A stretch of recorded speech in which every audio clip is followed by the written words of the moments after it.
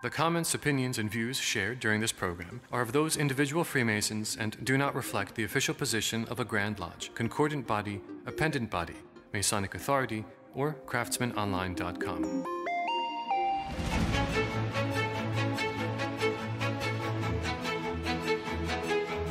Welcome to the Craftsman Online Podcast, the only 5-star rated Masonic podcast endorsed by the Grand Lodge of New York. Hello again, it's Brother Michael Arce, co-founder of craftsmanonline.com, and you've joined us for our episode on examining the roles of the chairs as Masonic Lodge leadership is performed through an officer line. And similar to any corporation or organization, each officer has a unique duty or function in conducting or completing lodge business. We're bringing back one of our favorite guests, Worshipful Brother Luis Gonzalez, to the podcast. Welcome back, Brother Luis. Thank you, Brother Arce. Thank you for having me again. I love, like I said, I've said it before, I love this podcast. It's one of my favorites, so excited to be here, ready to go. We love you. You're one of our favorites. He's a past master of Odenton Lodge number 209 in Odenton, Maryland, and he joins us for this episode. Your job is to provide experience and insight on the traditional and legal roles of lodge officers. I'm going to hold you to that, okay? Roger that. Well, to level set, we've talked about leadership and management of a lodge. I think that's one topic that you and I have bonded on. And officers who are present in an entered apprentice lodge, we're going to be covering those chairs. So for our subscribers, I think we're going to go a little bit deeper into some of the appointed chairs, but for the most part, we'll cover the elected chairs. And as one of a handful of past masters that I know who has literally sat in every chair in lodge, what was your favorite chair and why did you like it so much? So, Brother Arce, for me, my favorite chair, well, would have to be the senior deacon. It was my favorite because, one, it challenged me, but two, it made me be almost a full-time participant within the ritual, right? Whether it was opening, closing, the actual initiations, right? But you also get to introduce and accommodate the visiting brethren, right? So you get exposed to all your visitors. You kind of get to know them. It's your duty to kind of be a lot of people think, the senior warden is the right-hand man, right? But of the worshipful master, but that deacon, that senior deacon is, you help establish order. All the junior officers are looking at you saying, okay, and plus all the past masters and brothers are like, okay, this is the chair where you either make it or break it, right? You show them I am capable of assuming the pillars. I have a feeling that if you ask 95% of past masters, they're all going to say that. I know several that I've talked to. When I got to the senior deacon's chair, they'd come up and say, oh, this was my favorite chair. And I'm like, really? Why? And you'll understand, and you are, from getting to have an integral part in the opening and closing of the lodge when it comes to the volume of sacred law, to actually being a really key part of the degrees and having a big part in the second degree, which for me kind of scared me during my time as senior deacon with that middle chamber lecture. It was until I thought about that part and I was like, my favorite chair so far, I haven't gotten to the East yet, but for me, I would say it was Marshal, because the Marshal, or depending on your jurisdiction, Master of Ceremonies, that chair, like getting to guide visitors or brothers around the lodge, sometimes to bring them to altar for special accommodations or to bring people up to the east with the worshipful master. But the other key thing is that in a lot of jurisdictions, the marshal or master of ceremonies is really key when it comes to that opening floor work for a degree. And for me, I went to the marshal's chair after having been a junior warden and just kind of taken some time off in a new lodge that I had affiliated with. And I didn't want to lose that experience, but I really like the ability of contributing to it and taking that role very seriously. Because I also feel like sometimes brothers that get in that chair, they just are pleased to be there, I would say, but they don't go in with the idea of, hey, I'm really important when it comes to the degree floor work for my lodge. No, I love that you say that, right? Because that's something that I've experienced, right? Like, so at least from the lodges in my jurisdiction that I visited, the marshal is really just you use them sometimes to escort some brothers, maybe escort. Definitely during the installation, right, of officers plays a very key role. But other than that, he's very passive, right? However, like you said, though, the marshal really is an important role because in a lot of jurisdictions as well, the marshal is the only person that can correct the brother, right? They can get up from the lodge in some jurisdictions and tell brothers, hey, you need to maintain decorum, right? He's marshaling that lodge, right? And can walk around the floor freely, right? Which is interesting to see that in the jurisdictions that apply that. And I'm thinking, clearly in Prince Hall lodges that I've been to, the marshal plays a very big role as kind of an enforcer, right, of maintaining decorum, ensuring that the master's will is being done, that brothers aren't talking on the sideline, that proper due guards and signs are being given, aside from the escorting role. But like you also mentioned, I think that a lot of the times it becomes a passive role and brothers just kind of sit there and not really take it to that level, right? And that's kind of the experience I've had in my jurisdiction in the lodges that I've been in. And I think that's kind of key for all of the quote unquote appointed chairs. I just decided I had a feeling you were probably going to say senior deacon because, like I said, like 9 out of 10 masters say that's their favorite chair. I think it's the warning track before you become a pillar officer. Honestly, it is. It's a proving ground, right? And it's where you realize, man, you either got there and you already have a strong grasp of the ritual, or you realize very quickly how much you don't know, and then you're either going to put in the effort and then dedicate yourself, or you're going to wash out, is essentially how I've seen it, especially if the lodge is very active, initiating, and then holds a high standard, right? If your lodge is one of those lodges that holds a high standard, then the senior deacon is key. We've talked a lot about progressive lines, you and I, in our previous Masonic leadership episodes. My position on that is now kind of evolving as I kind of see it as a good tool that can be used to help build a lodge culture. I think another benefit of a progressive line is it allows brothers to observe the duties and the role in the chair that's ahead of them, keeping that eye and always observing the east, of course. What important lessons did you learn through observing the next chair as you were progressing your way through the line? Yeah, so like you mentioned, being that I started from the junior steward and worked my way up and sat in every chair, I learned what to do, right, and what not to do. So it allowed me to prepare and say, hey, this is what I need to learn. This is what's expected of me. And then it would allow me to mentally formulate a plan as to what I would do things, what things I would keep, what things I wouldn't keep, what things I would do better, what things I needed to improve in myself. Realize, hey, I really need to work on this skill because this chair requires this, right? And like I said, I struggle because my view changes on my view of a progressive line. I see a lot of the good, but I also see some of the negative, right? I think if you have a lot of good brothers that are active and enthusiastic and good leadership, then I think progressive lines are awesome. I think the biggest thing, and we'll touch on a lot of this as we go over and go through all of the leadership chairs, but for me, it was just kind of getting a better understanding of as I would call them, the non-traditional roles, the extra duties that are outlined in our ritual or spoken to you as you're going up and being installed that evening. Everything from collecting the money for dinners, seeking the advice of the past masters, knowing there's usually a little excitement when it comes to the next guy coming in. So I think we'll start first. If you're going into a lodge, and I think most of our newly raised Master Masons get this as their first officer line position as the steward. So I was thinking we could kind of start our tour in the east and west at the right of the senior warden, as after typically your steward, then you move up to the junior deacon's role, and the principal roles assigned to the junior deacon are to carry messages from the senior warden to the junior warden, and basically you get a nice chair that's right there by the door of the lodge. What additional responsibilities do you feel fall to the junior deacon, and what should be the mindset of the brother while he's in that chair? The junior deacon is critical in helping prepare candidates, for example, right?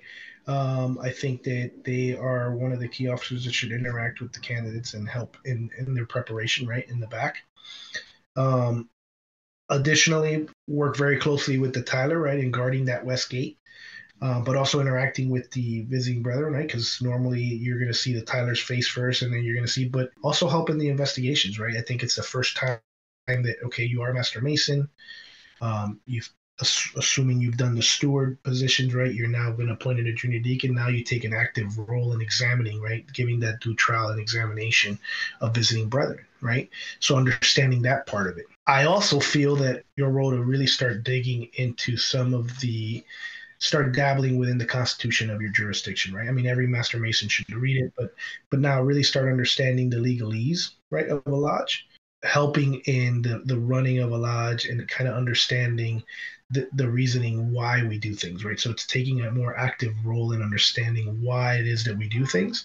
And part of that legalese stuff starts with preparation of candidates, examination of visiting brethren, and integrating yourself in that form. From junior deacon, we move across the lodge to the senior deacon's role, where your involvement now is building into a little bit of a larger part when it comes to degrees. You're basically, kind of as Luis outlined at the beginning, you're kind of the welcome guy for visitors. Outside of the obvious, there is a jump between junior to senior deacon. What advice do you have for brothers who are either preparing to enter this role or just getting settled into it? Number one, you know how we are all prepared in our heart first? Then I think you need to look in your heart and see, am I really prepared?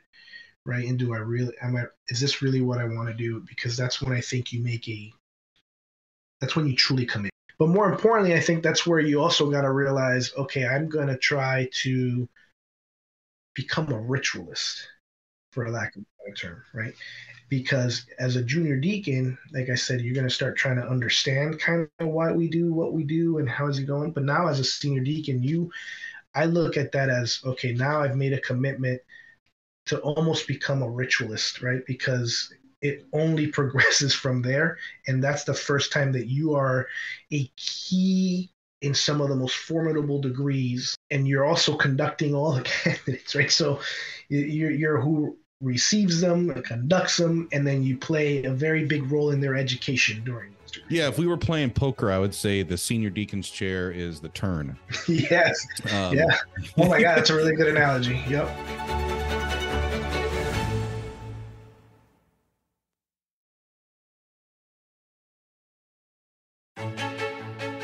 Let's slide over to the junior warden of the Masonic Lodge, who's kind of sitting over on the same side where the secretary is. They can wave at each other from time to time. He's typically, as I described to non-Masons, the third in command of the lodge. Let's talk a little bit about his traditional responsibilities, some of the symbolic duties of the chair. And really, I'm interested in hearing what additional advice you would have for the newly installed or elected brother for this role. So traditionally, right, superintend buzz during time of refreshment, right? So again, a big part of Masonic culture is refreshment and breaking bread, right, as brethren. So preparing that with the aid of the stewards, right? But it's also, like you said, he's the third in command. So in theory, should the master and the senior warden be absent, it is his duty to open that lodge and ensure that a stated communication continues per the bylaws of your lodge or your jurisdiction. So it's the first time that I would say, okay, you are now a leader of that, like a full-blown leader of that lodge. And without getting into too much symbolism, right, you also represent a very, very important pillar, right? And it's the pillar of beauty, right? So your job really should be, I get it, the senior warden, see none go away, dissatisfied, harmony being the strength. That's beautiful. But in reality, I think the junior warden plays a big part in ensuring that there is harmony within that lodge, right? Truly getting to know the brothers, helping in maybe, like any family, there might be some conflicts or, differences of opinion, but ensuring that everything's always done in an amicable, cordial, and brotherly way, right? Start serving as a mentor, right? Because you got to remember, all the younger brothers, especially the ones coming in, and younger, I don't mean by age, I'm talking about Masonic years, right? Look up to those pillars, right? And that's all part of, I think, that pillar of beauty, which you represent, right? Obviously, from a ritualistic perspective, I think that that's when you should already be studying and learning and preparing yourself to be master. If you're not doing that as a junior warden, man, I don't know what you're doing, and you're going to have a really hard time when it comes to, the West, because everything is just, it goes by fast, like you said. Time flies, right? Behold how swiftly the sands run, how quickly our lives are drawing to a close, right? Yeah, I would say you're not the guy who's next. You're the guy who's going to be next. And this is the first chair where, yeah, if you've gone through the junior deacon to the senior deacon, or at least spent time in the senior deacon before becoming the junior warden, they've got a chance to kind of test you out. But this is a real fire because you get a couple of real asks in this role. And one of them, two of them happen outside of lodge, one happens during lodge. And the two outside are really, can you handle the stress of making sure that there's meals before or after the lodge?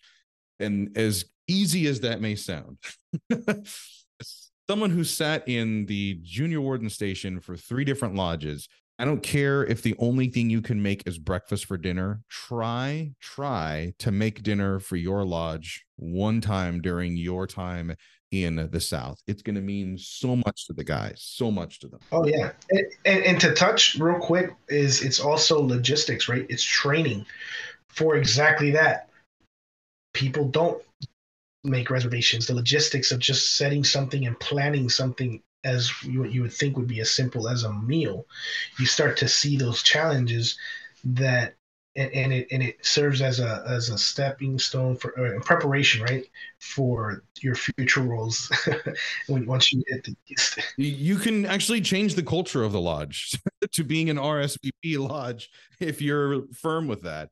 As Luis said, yeah, this is where you should, in a pinch, I think anyone who's been junior warden has had to do it before. They weren't expecting it to happen that night, but an emergency takes place and maybe already the guy ahead of you or the worshipful master wasn't going to be there that night. And guess what?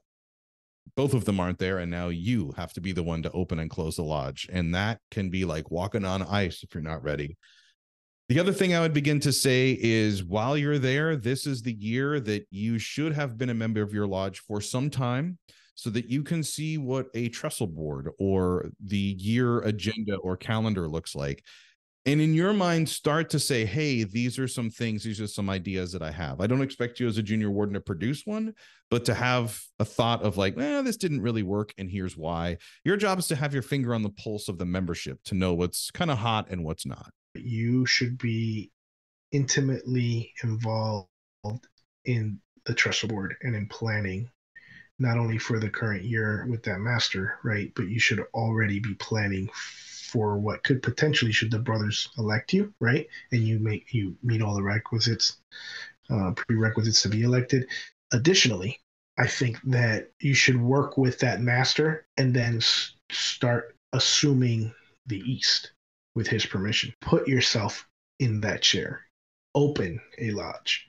Lead a lodge, right?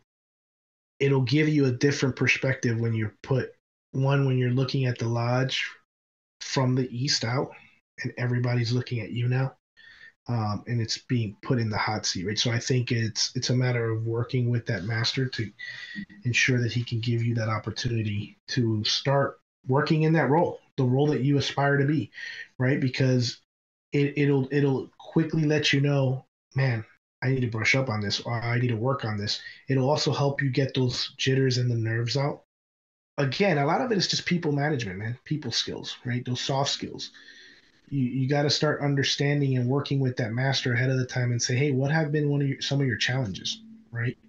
And this is going to sound horrible, but what past master gives you the most hard time? Who do you have to answer the phone call? And start really understanding and be proactive in that, because you don't want to wait till you're in the East, should you be so lucky to get there. If your lodge isn't doing a moving up night, which is where everybody gets a chance to kind of move up and sit in the next chair, I think that's wise, Luis, is to ask if you can, because I've seen too many guys, myself included, where you're so focused on just knowing the opening and closing, like, got the ritual part done, and then you're like, oh, wait a second, now I got to run this whole meeting thing. Like, yeah, you got business. Exactly. I mean, you do get to use an agenda that's printed out, but you have a guy, and you have the secretary that can help you, or past masters that may or may not quietly whisper suggestions from the sidelines. But yeah, that part can be very rocky, I think, for some guys. Mhm. And I think that there's a lot of value in there. The other part that I've learned as a senior warden that's really been able to focus on moving to the east is that there's a certain new guy energy that comes. It's just like when the current president is, or the current officer is at the very end of their term, and everybody's already looking to the next person who's going to be elected, and that's where all the focus and attention is. And then once you get elected and you're sitting in that chair, well, you're already there. They're going to look to see who the next person is, to see where that energy comes from. So use that time to thrive and try to identify, as you're saying, like some of those external factors that could really be a distraction. Because I'll tell you, look at any political system or other organizational system, and you'll see even the best prepared leader that comes in that has a plan for everything, there's always some natural disaster or some outside factor, a real disruptor that's going to come in, and it's going to try to take your focus away from what your goals are. And how strong is that foundation of other people you have around you to help absorb that impact, so that you can literally try to do 2 or 3 things at a time. Oh yeah. And I'll give another thing too, is if you happen to own your own building or whatever, then I think that's also the time to become intimately knowledgeable and involved. I mean, you should always be involved, but really get to know that temple holding corporation or how that works, right? Because once you become master, like you said, it's not just opening and closing lodges. You're running an institution, and not only are you running a Masonic institution, but they're also going to look at the outside the ritualistic aspect of the fraternity. They're going to look at the business aspect. So the more that you can get ahead and prepare yourself, right, and understand who those key people are, and then identify who are not your allies, but who you can reach out for help, right, and for counsel, right. Everybody should have a Masonic mentor.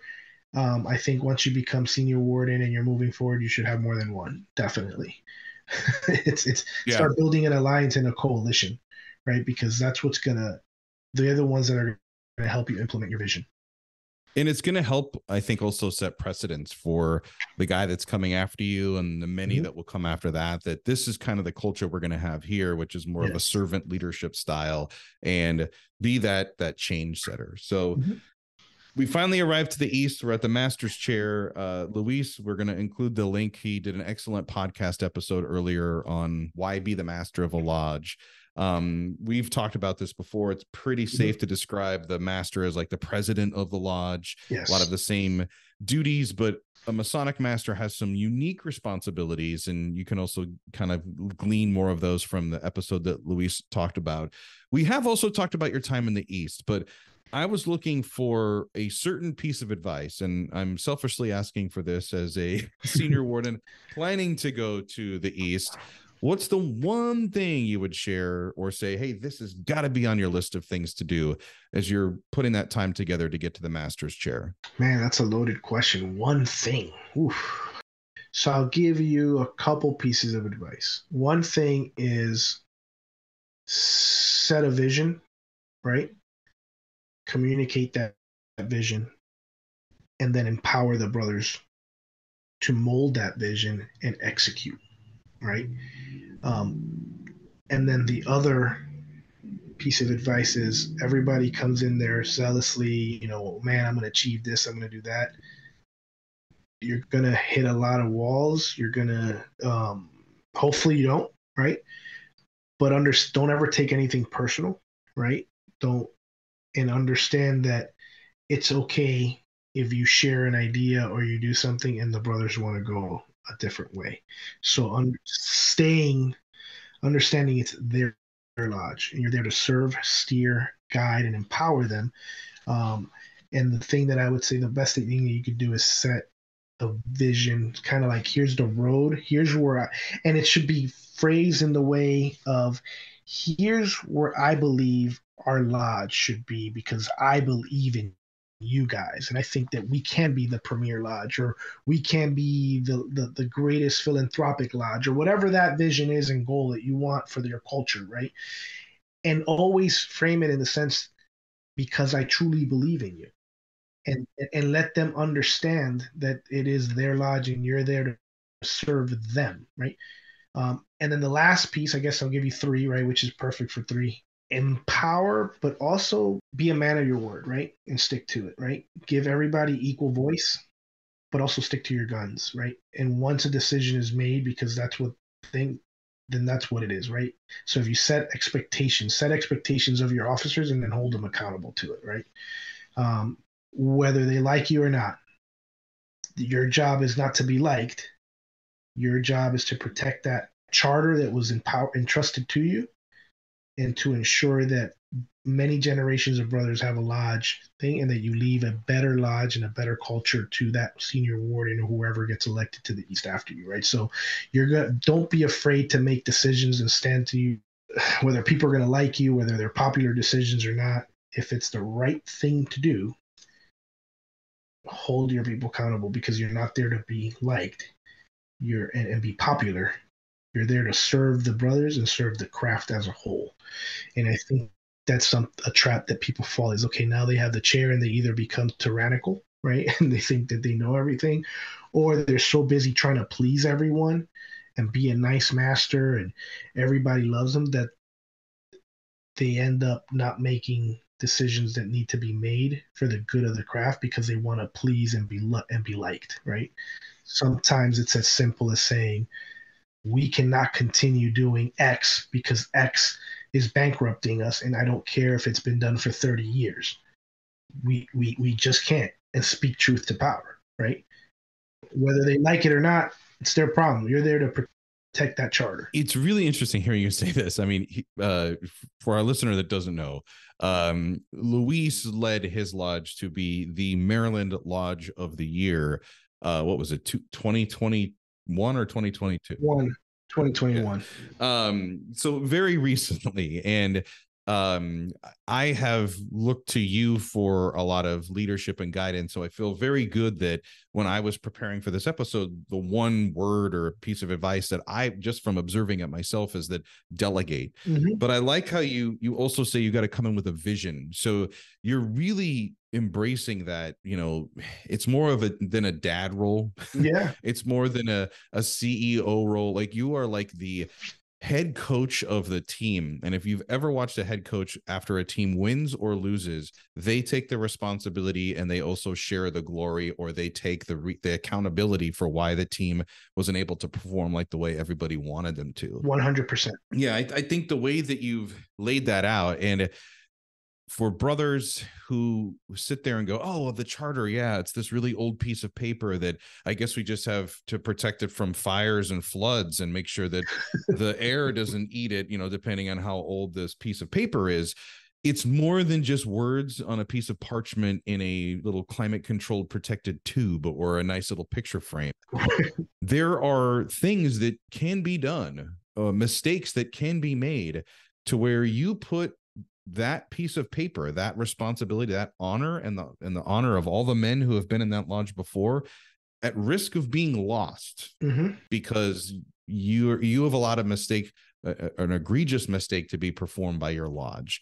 And that's something that I think some masters don't have the mature thought of. They just look at it and go, oh, well, it's this really old tube of paper I got to protect. It is not about that. No, not at all. And I mean, yeah, you hit it right on. It's not about that. It's that paper is what establishes the ability of future generations of brothers to have a lodge, because a lodge is not a building, right? The lodge is where any brothers assemble, where there's a charter and obviously the great lights, right? I think you said it best, man. You're a coach, right? When you succeed, it's because everybody succeeded, right? Because the coach doesn't go out there and play throw the football, run the football, or play swing the bat. No, but he sets the vision, the belief in that player, right? Tweaks them, gives them the advice, hey, do this, and then it's up to the player to perform, right? So that's what I mean when I say set a vision and instill a belief in them. we can do, and the craft can be, and your lodge can be as great as you empower them and make them believe, right? And that's it. They have to have a belief in themselves, and you got to be willing to, and then you got to be willing to put sweat equity, right? Which is another thing that I will say. Just because you're master, no, I'm sorry. My philosophy is when you're master, everything for that year revolves around your lodge's schedule. Whether and maybe I'm extreme, right? Whether it's family, whether it's anniversaries, I don't care. That's my personal point of view. Is you gave your word, you swore on the holy scriptures, 1 year minimum. That is your commitment, right? If brothers are there, there's an event at 6 a.m, you're the first one there, you're the last one out. Because servant leadership is leading by example as well, right? Do what you want them to do. And if you don't set the example, why should anybody do? If you don't emulate what you want, why should they? Right? They're like, well, he doesn't show up to breakfast in the morning at 6. Why should I? No, well, you're going to be there at 5, right? And you told them at 6. And when they show up, they're like, oh, how long have you been here? I've been here since 5, my brother. And you're going to greet them with a happy face, and you're going to be energized. Whether you feel horrible or not, you're there first and you leave last. Well, this is the tough part for me. We've come to our time, and this has been another amazing episode of the Craftsman Online podcast. Thanks to my guest, worshipful brother Luis Gonzalez, for making some time with us. Thank you, brother. Oh, thank you, man. I always love it. To me, it's an honor and a privilege to be on your show, man. Like, it really, truly is, right? I am very fortunate to count you as not only a brother in masonry, but as a friend. It takes a special person to put the amount of dedication and time that you put into this show, and I am truly grateful for it, to be honest. So, all right, until next time, let peace and harmony prevail.